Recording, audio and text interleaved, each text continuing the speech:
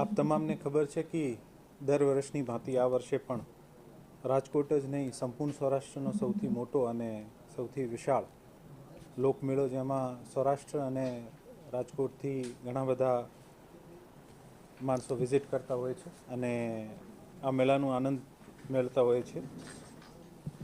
લોકમેળા 2026 જે છે આ 2થી 6 સપ્ટેમ્બર રાંધણછઠથી દસમ સુધીનું આયોજન રેસકોર્સ ખાતે કરવામાં આવશે. આ લોકમેળાનું નામકરણ જે છે વિરાસતથી વિકાસ લોકમેળો 2026 રાખવામાં આવ્યું છે. આ નામકરણ આપવાવાળા છે અજય રતિભાઈ કુકડિયા, અને અજય રતિભાઈ કુકડિયાને આપ તમામના વતી લોકમેળા વ્યવસ્થાપન સમિતિ વતી હું ખૂબ ધન્યવાદ આપું છું. લોકમેળાની વિગતો બ્રીફ કરું તો પ્લોટ્સ અને પ્લોટોની ડ્રો અને હરાજીની પ્રક્રિયા અગાઉમાં જેમ બ્રીફ કર્યા છે સંપૂર્ણ રીતે પૂર્ણ થઈ ગઈ છે. યાંત્રિક રાઇડ EFGHના કુલ ટોટલ 34 વેપારીઓને પ્લોટ ફાળવણી તથા અલોટમેન્ટ લેટર અપાઈ ગયા છે. આઈસ્ક્રીમ એક્સ કેટેગરીના કુલ 17 વેપારીઓને પ્લોટની ફાળવણી અને અલોટમેન્ટ લેટર થઈ ગયા છે. કેટેગરી A ખાણીપીણી મોટા પ્લોટ 2 પૈકી 1નો અલોટમેન્ટ લેટર વેપારીને આપી દેવામાં આવેલ છે. કેટેગરી B1 કોર્નર ખાણીપીણીના 40 પૈકી 36ને આપી દેવામાં આવ્યા છે. આજ દિન સુધી ટોટલ પ્લોટ અને સ્ટોલની હરાજીના પેટે 364 લાખ રૂપિયાની લોકમેળા સમિતિની આવક થઈ છે.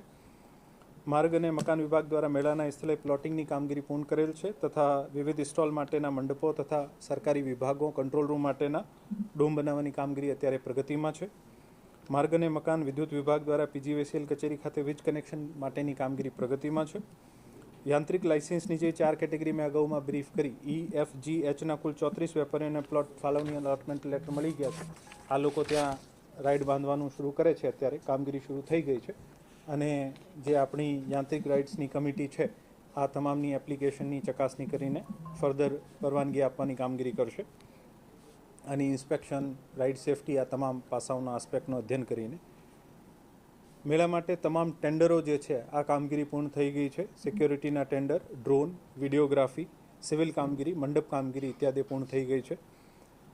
ડિઝાસ્ટરના ભાગરૂપે અગાઉમાં તમામ 3 ડિઝાસ્ટરના જે રૂટ છે આ ઓલરેડી આપણે ચર્ચા કરી લીધી છે.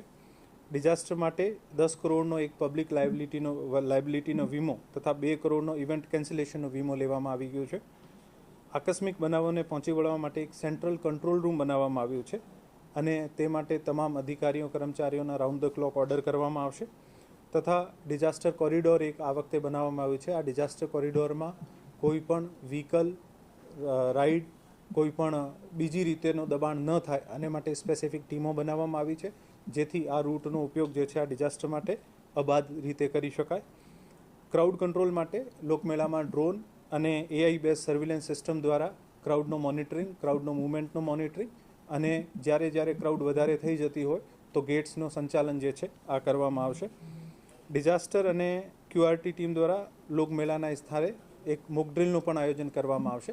આ મોક ડ્રિલમાં એમ્બ્યુલન્સ, ફાયરની ગાડી, તમામ અધિકારીઓને ત્યાં સ્થળ ઉપર પ્રશિક્ષણ અને ડિઝાસ્ટર રૂટ્સની ચકાસણી, આ તમામ બાબતોનો સામેલ કરવામાં આવી છે.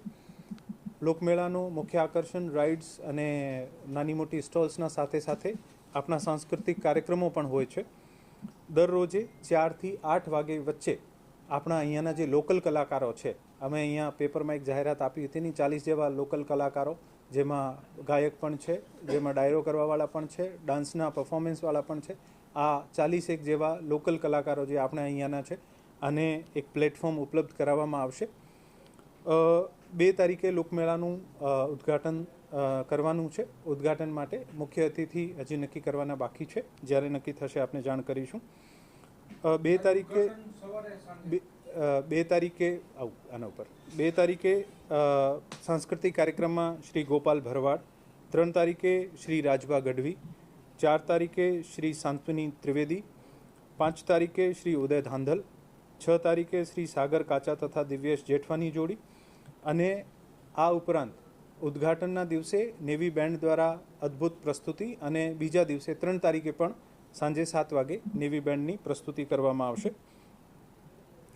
લોકમેળા 2026નું આયોજન સુચારુ, સલામત તથા વ્યવસ્થિત રીતે થાય તે માટે સંબંધિત વિભાગો દ્વારા જરૂરી કામગીરી જે છે આ સમયસર પૂર્ણ કરવામાં આવી રહી છે. આજે મારા દ્વારા અને જિલ્લાના તમામ કમિટીના અધ્યક્ષો સાથે મેળાની અત્યાર સુધીની કામગીરીનો રિવ્યૂ કરવામાં આવ્યું છે. અમને ખાતરી છે કે મેળો શરૂ થવાના ખૂબ સારા સમય પહેલાં અમે તમામ કામગીરી પૂર્ણ કરીશું અને મેળાનું જે વ્યવસ્થાપન છે આ ખૂબ સારી રીતે કરીશું. દર વર્ષે દરેક ડિપાર્ટમેન્ટના જુદા જુદા કંટ્રોલ રૂમ હોતા હોય છે. આ વર્ષે એક central command and control room બનાવવામાં આવશે, જેમાં દરેક વિભાગના સંબંધિત ડ્યુટીના અધિકારી ત્યાં જ બેસીને એકબીજા સાથે ઝડપથી અને સારી રીતે કોર્ડિનેશન કરી શકાય આને માટે વ્યવસ્થા કરવામાં આવી છે.